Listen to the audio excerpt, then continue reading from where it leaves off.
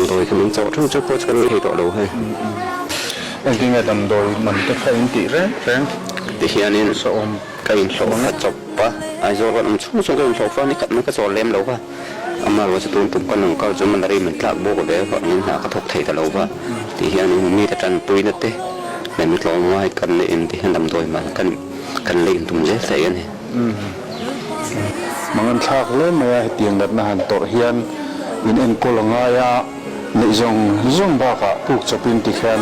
anh hàn tì truyền anh ya chăm đuổi lang à là mày chăm đuổi lang à hiền mobile phone signal po lova bia po hay thấy po ni lova ta bằng bằng mà long lại district nia chăm đuổi lang chu